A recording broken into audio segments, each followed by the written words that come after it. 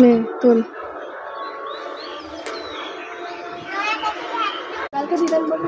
না না, আজই পুজো করবে তো।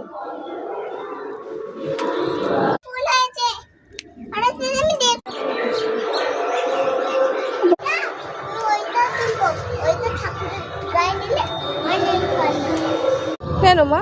এটাও তুলেছে এখান থেকে। লাল লাল গোলাপ ফুল তুলবে, লাল লাল গোলাপ ফুল।